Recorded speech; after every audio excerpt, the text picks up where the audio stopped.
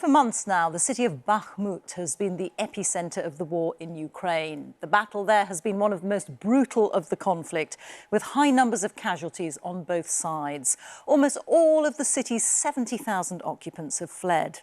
Russia is working hard to capture Bakhmut in the hope that it could lead to the fall of Slovyansk and Kramatorsk as well, the two most important cities in the Donbass region still under Ukrainian control. But Ukrainian forces are holding firm. Our correspondent Yogita Limaye has been on the front line in Bakhmut and has sent this report. This is what the merciless bombardment of a city looks like. And how it sounds. Once a quiet place known for sparkling wine, Bakhmut is now a byword for war and Ukraine's resistance. Russia is using all its might to try and take this city. We drove past abandoned buildings. 90% of the people have fled. This is what you can see everywhere in Bakhmut, destruction. On the other side of the road you can see apartment blocks that are completely destroyed. We're walking all over shards of glass. Pretty much every second you hear the sound of artillery fire. You can tell every minute that this is a city that is being intensely fought over. And over the past few months of fierce battle, even though it's at an important road intersection, it is the symbolic importance of this fight that has become greater than its strategic location. Bakhmut is the home Anatoly has known all his life. We see him barely react when a shell lands a few hundred meters away.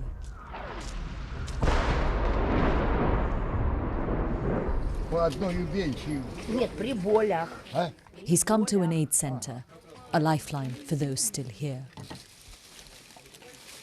Why don't you leave? We asked him. I have nowhere to go. I'm alone. Who would want to take an 86-year-old? Here at least sometimes, when the soldiers throw away food or soup, I find it and eat it. And I get free bread. In my whole life, I've never seen anything like this. Tetiana Sherbak used to be a midwife before the war. Now she's a volunteer. I stay because I'm needed here. Of course I'm scared. I've been caught in shelling 3 times. I suffered a concussion. But what use will I be hiding in a basement? People stay for different reasons. The explosions don't stop, but no one flinches. It's as if they've become numb. Running from bombs every day. Repeated trauma without an end. Olha Tupikova told us she and her daughter live like mice, running out quickly to get bread. Walking to this centre for a bit of food is a risk they take to survive. Outside we met Alexei Reva, the mayor of Bakhmut. We can't show his location.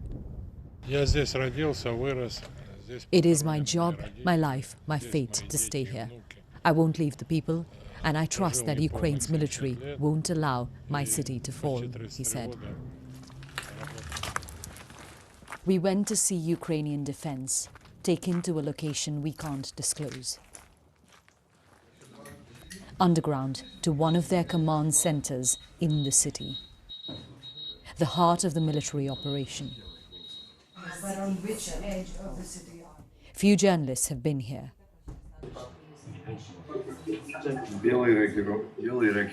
This is a live feed from drones beyond the eastern edge of Bakhmut, where Russian forces are stationed. The men here are trying to locate the target for an assault team that's just gone out. Commander Skala, as he wants to be called, told us this is the toughest battle he's ever fought. We haven't seen enemy troops like this before.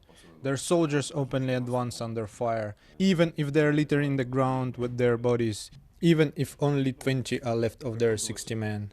It is very difficult to hold against such an invasion. A few weeks ago, we had to withdraw from the eastern approaches to the city to save our soldiers. They showed us this video, the east of the city on New Year's morning under Russian attack. In the fields outside Bakhmut, we see the daily grind to keep a hold on it. The winter makes it harder to camouflage guns and men. We watch them fire Soviet-era weapons. Soldiers tell us they work well and do the job. But modern equipment would help push through the deadlock on the ground. On the other end isn't just the Russian military. There are also thousands of mercenaries from the private Wagner group.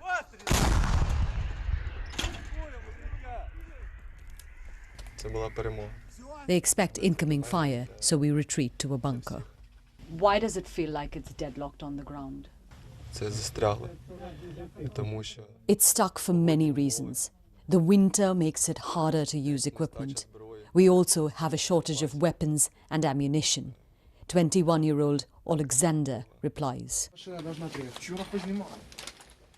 Back to positions they go.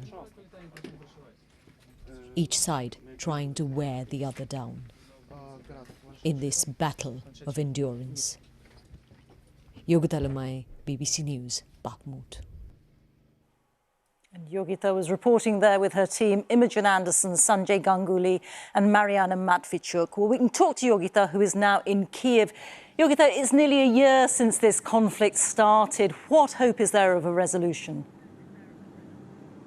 Well, as far as a dialogue is concerned, Rita, it seems almost impossible right now. Ukraine has proposed a peace summit in February, but it's said that Russia must face a war crimes tribunal before it talks to it directly. As far as Russia is concerned, it's said that Ukraine must give up regions that Moscow claims to have annexed. These are preconditions that neither side will accept.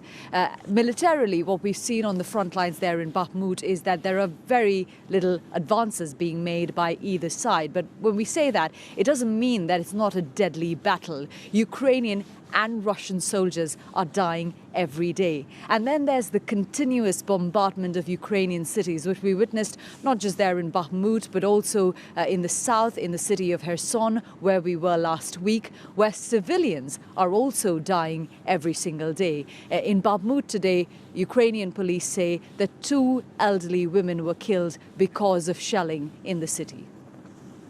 Thank you very much. Our correspondent Yogita Limaye there.